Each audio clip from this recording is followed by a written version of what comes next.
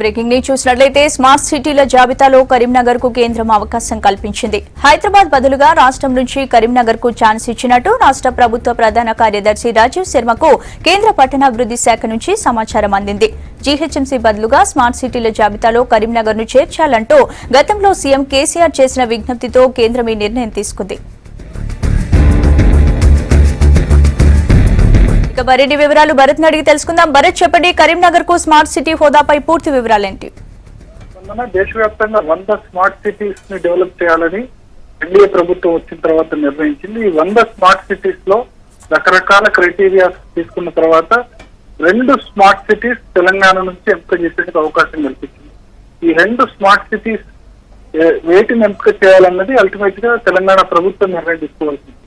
So మొదట్లో రాష్ట్ర ప్రభుత్వం హైదరాబాద్, వరంగల్ ఈ రెండింటి పేరును ప్రతిపాదించింది. అయితే కొద్ది రోజుల తర్వాత రాష్ట్ర ప్రభుత్వం మనసు మార్చుకుంది. ఎందుకంటే స్మార్ట్ సిటీస్ వస్తే కనుక కేంద్ర ప్రభుత్వం నుంచి కేవలం 100 కోట్ల రూపాయలు సంవత్సరానికి వస్తాయి.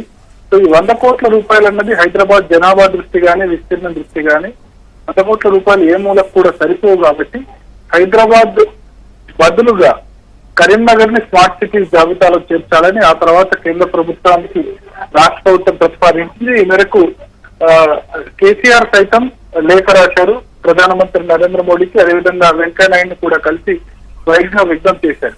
అయితే నవంబర్, డిసెంబర్ లోనే ఈ విజ్ఞప్తి చేసినప్పటికీ ఇప్పటి వరకు కేంద్ర పట్టణాభివృద్ధి శాఖ ఇందుకు అనుమతి ఇవ్వలేదు. దీనికి జాప్యం అవుతూ వచ్చింది. ఈ నేపథ్యంలో 2 రోజుల క్రితం పట్టణాభివృద్ధి శాఖ మీటింగ్ లో దీన్ని ఫైనలైజ్ చేశారు. చీఫ్ సెక్రటరీ రాజీవ్ శర్మకు కేంద్ర పట్టణాభివృద్ధి శాఖ ఈ మేరకు లేఖ రాసింది. కరీంనగర్ ను స్మార్ట్ సిటీల జాబితాలో చేర్చేందుకు పట్టణాభివృద్ధి శాఖ అనుమతి జారీ చేసినట్టు. సో ఇప్పుడు కరీంనగర్ ను స్మార్ట్ సిటీస్ 100 జాబితాలో చేరుస్తారు. అయితే ఈ సంవత్సరం నుంచి దానికి సహాయం ఉండదు. మళ్ళీ మిగతా నగరాలతో పోటీ పడి వచ్చే ఆర్థిక సంవత్సరంలోగా దానికి మిగతా నగరాలతో పోటీ పడి కరీంనగర్ కూడా స్మార్ట్ సిటీస్ కోసం కేంద్ర ప్రభుత్వ ఫండింగ్ కోసం పోటీ పడాల్సి ఉంటుంది.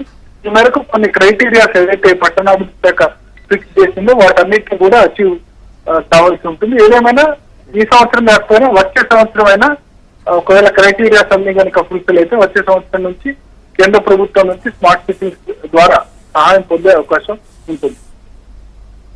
Right, thanks for the updates Bharat.